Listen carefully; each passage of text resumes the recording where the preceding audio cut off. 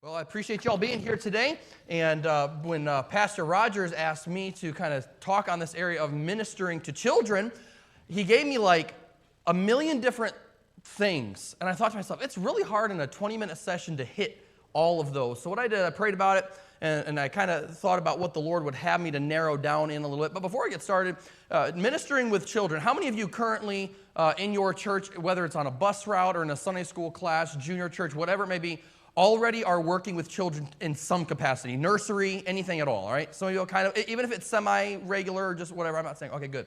So I thought about this area of working with children, and the one thing that the Lord really laid on my heart is this topic. There's all kinds of stuff that you can do when it comes to ministering to children.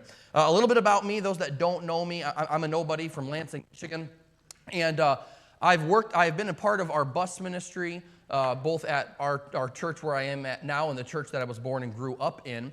I've been part of the bus ministry for 24 years. Yes, I know that doesn't look, it looks like I'm 25. So yes, since I was 1 year old, no, I'm messing with you. Since I was 8 years old, my dad started taking me out on Saturday visitations, visiting bus kids and all that stuff. So I began at a young age learning to work with kids. So if you're sitting here, you're a teenager, you're saying, well, I don't right now. There's always opportunities at your home church to be able to work with, whether it's bus kids or children's ministries of some sort. Let me kind of gauge here a little bit real quick before I get started. How many of you currently are, how do I do this? How many of you guys grew up in a Christian home with mom and dad, both mom and dad in a Christian home, okay? And if you don't want to raise your hand, that's fine. I don't want to embarrass anybody. I just kind of want to gauge who I'm talking to this morning. But how many of you guys maybe grew up in a single-parent home, okay? How many of you guys maybe grew up in a home that mom or dad didn't go to church at all, or they didn't go as regular? Anybody here like that? Okay, there's a few of you guys. So you guys understand a little bit about the backgrounds of what we're doing here. But the thing that I feel the Lord wanted me to talk to you about that is very near and dear to my heart, and you'll see why in just a few minutes here, is this topic. When dealing with children, I believe one of the things that will help get you to the heart of that child, and a lot of this session and the next session are a little bit more geared towards junior church and bus routes rather than children's ministry as a whole, but I want to focus in kind of on those, especially the bus kids, because I believe a lot of us have opportunities to work with bus kids here, and I love bus kids, right? Any bus kids in the room, by the way? All right, I love bus kids. They're awesome. So the thing that I feel the Lord wanted me to talk about is this area of establishing relationships with your bus kids. I believe it's very important to establish a relationship with your bus kid. Far too often, we get on the bus, pastor says, hey, I want you to ride a bus to come to this, ride the bus to Sunday school and just help be a bus worker on the bus. And far too often we feel as it's like, oh, I have to go ride the bus because there's nobody else. And a lot of times we come from smaller churches where there's not many people, so they look to you teenagers to help get involved. And I encourage you teenagers, it's a good thing. It's positive peer pressure to get involved in the bus ministry. If you're not, I want to encourage you to. But I want to talk to you on this area of how to establish a relationship with your bus kids. Let me tell you something. A bus kid, and when I say bus kid versus church kid, I'm not putting them on a different level at all. I just love bus kids, and if you're a bus kid in here, don't feel bad that way. But bus kids are awesome. But there's kind of like this stigma out there that bus kids are lower than church kids. They're not. The only difference between them is you were born a Baptist brat, and some of them, their parents didn't get saved till later on in life. So they really they look to you, whether you're 13 or 30, they look to you for spiritual advice. Why? Because you're the church people. I love it. I can't remember telling you how many times I knock on the door. Who's there? And I just got used to it. It's the church people. I'm here. Open up. All right? So establishing relationships with your kids. Number one, quickly, you must get their heart. You've got to get their heart. Listen, if you can get their heart, you will never have to worry about that child forgetting about you in the future, no matter how far away they end up moving away. And if you know anything about, if you've been in the bus ministry any length of time, you understand one Saturday you go and knock on their door, they come, the next Saturday you go back, they disappear, they move, and you don't know where they are. Had a bus kid and their bus teen and his sister and their family recently, just last fall, up and left. I didn't know where they went. The phone number stopped working. You know what? I ran into him. I was at the bank with my little boy, and I saw him standing out there, and I called out his name because I knew him. Called out his name. I said, hey, Isaac, good to see you. And we reconnected, and they became coming back again. They just moved away, lost contact with us. So get their heart. And they'll always remember you, especially if you get their heart. Number 2, I think that not only just getting their heart, but you must give them your heart as well. A relationship is not a one-way street. When I was dating my wife, Miss Joanna, we've been married for 5.5 years now. If it was constantly when we were talking, we were going out on dates or courting, and it was constantly me, about what I like, I'm never going to be able to build a relationship with her or vice versa if it's all about me. That's very selfish. And so I believe that even building relationships with kids can go 2 ways, and building and giving them your heart. Listen, tell them about yourself. Tell them about yourself. Tell them your likes, your dislikes. Tell them about your childhood. Listen, some of these kids grow up in very rough backgrounds where there's domestic abuse in their home. And don't feel like you're gloating, but sometimes you just go, man, that's really cool. I'm so glad that you've got memories with your mom and dad. It's not going to hurt them. It's going to build a relationship with them. Tell them about your teenage years, all right? Well, I'm in my teenage years. Great! Tell them about your teenage years now. I tell them a little bit, as an adult now, I look back, and when I was a teenager, I faced a lot of the same problems, and many of you adults in here face the same exact problems that a lot of you young people here today are facing right now. And so I encourage you as youth director or as young people, go to your youth pastor, your youth pastor's wife, when you've got a question about something. They may be 10 or 15 years older than you, but they're not far removed, and they can help you in this area. So tell them about your childhood, your teenage years, maybe what's going on in your life. What did you do this past week? In my Sunday school class every Sunday, I always like to ask, hey, who did something unique and different this week? And we get to hear about different stuff that we do. I guarantee you when we go back this next Sunday, our teenagers are going to get to say, I went to snow camp, and we watched Pastor Drew chase around Pastor Kurt all over and shooting with a deer rifle. It was awesome. All these cool things that we find out. What did you? They want to know about you. Sometimes kids are ashamed to talk about their life because really a lot of the stuff that's going on in their home is either demonic, it's negative, there's fighting is up. There's not much going on other than I played video games. Ask them specifically. And my thing I like to do is ask them questions that require more than just a yes or no answer. Instead of how are you doing this week? Good. What did you do this week? Good. See how there's a difference in how you answer that goes there, all right? I like to do this. Give them a nickname. Man, I had a kid when I was a bus captain back in Bible college. We had a bus kid that came with us. I didn't know his name very well, but he got on with a bag of, it was back when Flamin' Hot Cheetos and Takis were like just coming out. It was like, dude, this is the bomb, right? And so this kid came out and he had Cheetos all over his fingers. So what do you think I nicknamed him? Cheeto. Hey, Cheeto, sit down. Get your head out. No, we're going down the road. Put your head in the bus. You're going to get nailed by a stop sign. All these things. Give them a name. Give them nicknames. They like stuff like that. Hey, buy them special gifts for special occasions. Don't just get them on the bus and then all of a sudden, oh, hey, how you doing? Actually, listen, I try to get all of our kids' names, their birthdays. Why? Because I want to do something special for them on their birthday. Why? Probably because they're not going to get too much. We had one kid, hey, what did you do for your birthday? Nothing. And that kind of broke my heart because you're growing up in a home, a broken home, where maybe mom is just barely making ends meet, and especially if your birthday falls right before or after Christmas. It's really hard. We just give them all lump sum. I really pity some of those that have December birthdays, all right? But try to do something special for them in what they have. Remember their birthdays. Do something special for them. Attend special occasions, special functions, concerts. We had one that said, "Hey, I'm playing the triangle in our family in our school concert. Would you come?" Absolutely. I mean, yeah, sure. You've got 3 notes that you bing, but I went, "Yeah! Way to go, Miss Marcia!" I was there to cheer him on. Why? Because that means something to them. Hey, my bus worker came. My bus captain came to see me here. It's building that relationship with those kids. Hey, be there for them when their family gets sick or when a family members die. I can't tell you in 24 years, Brother Philip, how many bus funerals I've been to. And you that have worked in the bus ministry long enough, you know what I'm talking about. I remember one Saturday, it was pretty rough. We were doing our regular visits on Saturday. Went to go visit one of our bus kids that had been very, very faithful for a while. And I noticed that EMS had just pulled up to their house.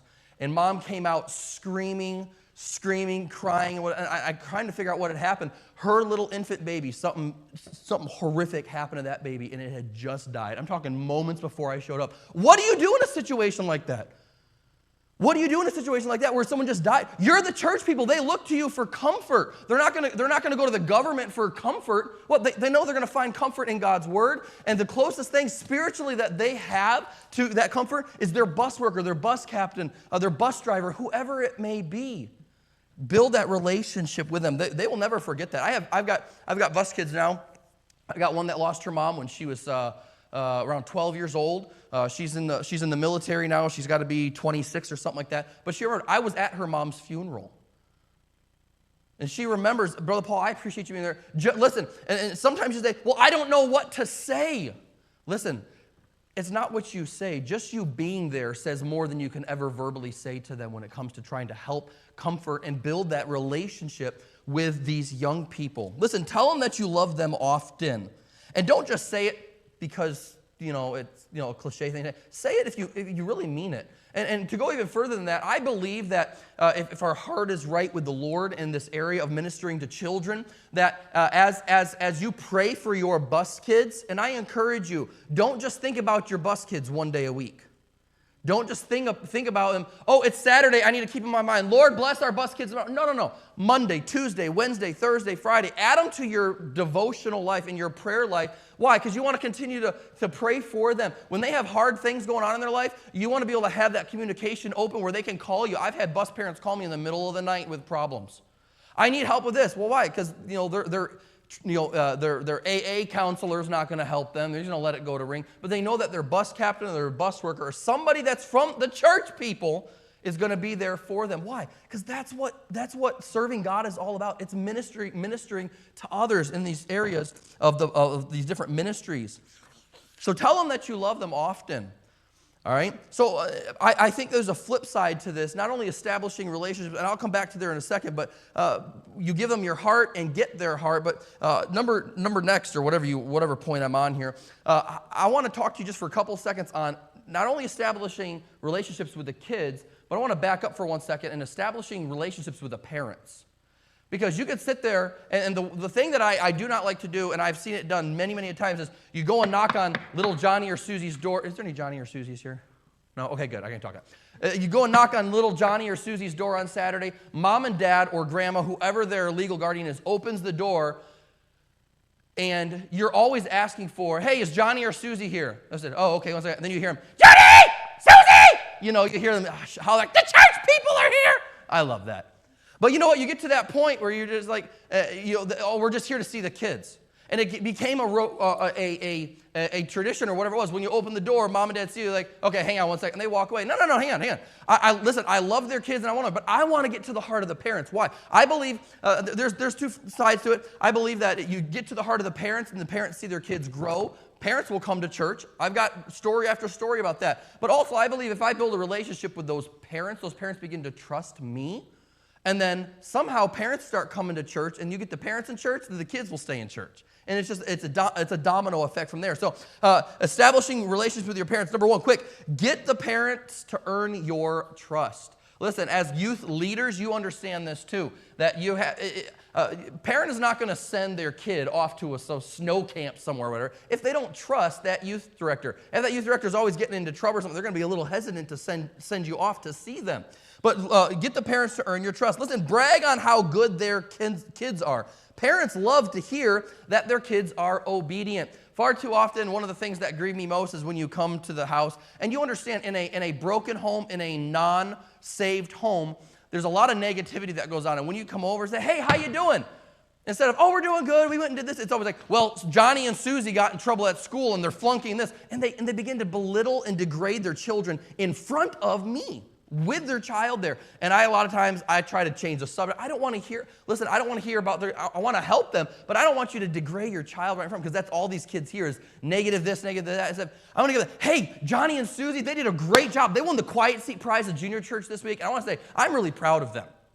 And you know what? That kid kind of, yep, I won. I will. And they begin to feel a little bit more excited rather than the constant, well, they did this, and they did this negative, and did this negative. And you continue to build that relationship with them. How about this? Get your parents' phone numbers. I encourage you. Get their phone numbers as well as give them yours. Now, far often, I mentioned already, that theirs is probably going to change quite often. But just keep in mind that you want to build that relationship with them. All right? Make it a point to always talk with them each Saturday and not just their kids for that. All right? Going back to developing and keeping relationships with children. I got to hurry quickly here. All right? Learn and use their names often. I will tell you, as a youth director, even my hardest and my weakness is remembering names. And I have to constantly say your name verbally, and a lot of you guys that have that problem remembering names, if you constantly use their name in a sentence, even if it sounds awkward, you're constantly going around and you're walking around and you say, hey, Mark, how are you doing today? Mark, how's your day doing? Good. Oh, good. Did you do anything else, Mark? Now, I use his name multiple times in just a few sentences, but what I'm doing is I'm training my mind. That's Mark. All right? Not the lady next to him. All right? That's Miss Gloria. Miss Marcia. So begin to use their name and remember their names. Converse with them as you're walking them to and from the bus at their house. Listen, they're not just another number to ride your bus. We had 13 on our bus today. We had 30 on our bus today. No. They're more than just a number or a tally mark. They are a soul. And as you talk to them, hey, man, I hope you have a great week this week. If you need anything, let me know. Maybe I'll come by and stop by and see you in the middle of the week. You mean not on a Saturday? Yeah, I'll come by and see you on a non-Saturday. Oh, that'd be awesome. All right? Building these relationships. Hey, spend an extra time with them. Maybe with one or two different families to build relationships with them. We had a Mexican family that invited me and my sewing partner, who was a Mexican, over for an authentic Mexican meal with pozole rojo. Oh, my goodness, I love pozole. Who's ever had pozole? Wow, you all are Northerners, all right? So pozole, I love pozole. We had another family that was Nepali, from Nepal, and they had a big feast, authentic meal. They wanted to invite us over. They were building a relationship with us, saying, hey, we appreciate all that you do for our kids. Come on over and we'll feed you some authentic stuff that you're not going to get at McDonald's. And you know what? That built relationships. We would spend a whole Saturday sometimes with them, just building a relationship. Go and play sports games with them on Saturdays. We went and had a soccer game with a bunch of kids. Hey, meet us over at this park at this time, and we're going to bring pizza over. Man, you get a lot of kids over. That's building relationships with them. We did a special function with a parent appreciation meal. We had over 100 on our bus that day, and man, was it awesome. The parents came, the kids came, we preached the gospel to them, we saw those that were saved. And what is that? That's building relationships with them. Building relationships, sure, it costs a little bit of money, but you know what? It has no counter to what the eternity of souls is going to be down the road. Hey, take them to lunch on Saturday. I try to often take some of our bus kids out on Saturday. Go take them to McDonald's. Man, I used to say that you can go to the dollar menu, but now it's like the $1 plus or the $2 plus menu. To buy them a cheeseburger and some fries or something. Just say, hey, how you doing, man? Did you have a good week this week? Is there anything I can help you with? How's your math doing? I know you were struggling on that. Oh, well, yeah. It's building relationships with the kids. Take an interest in them. Ask them to help with responsibilities on the bus or in the classroom. Maybe it's passing out food or cleaning the bus or leading songs or judging contests, whatever it may be. And they may be 8 years old, but you know what? They feel like they're 18 when you give them a responsibility. Now, I'm not saying, hey, I want you to help. Why don't you drive the bus for us? Yeah, I'm not talking about that, all right? You can barely reach the pedals, let alone see over the dashboard. So give them something that they can do and let them own it. Let that be their ministry. I had one kid one time. I called another kid to come up and pass out cups to this. He goes, wait, no, that's my job. And I was like, I like that kid having that aspect. That's my job. That's my ministry. And I would hope that your same attitude is the same way of, that is my ministry. There's a lot of stuff to go on, but remind them always before they get off the bus that Jesus loves them. Stay in touch with the family when they move away and get them a good Baptist church wherever they're going. Far too often they move away and we just say, all right, see you later. It's like when you witness to somebody and you lead them to the Lord and you say, all right, I'm glad you're saved, bye. Okay, well, what's the next step? Well, we got to get baptized and get in church and begin to grow in grace. Far too often we do that with bus kids too. I want to encourage you, if they move away, well, where are you moving to? I had a family that moved to Florida. I called up, I said, here's a good independent Baptist church. I know the preacher myself. I encourage you to get involved. And this family moved away. They ended up coming back many, many years later. And the little girls that were a part of this ministry, they started riding my bus. One was 8 years old, one was 6 years old. When they became faithfully, I went and gave them their first Bible. About 4 years ago, or 3 years ago, the oldest girl, 18, graduated from Bible college, and she walked down that aisle at graduation day with the Bible that I gave her when she was 8 years old. Not too long later, just about a month or so ago, went back and visited them. That 6-year-old girl, who is now a sophomore in Bible college, said, "Brother Paul, I want to show you something." She picked up this Bible, and she showed me this Bible right here, worn and torn.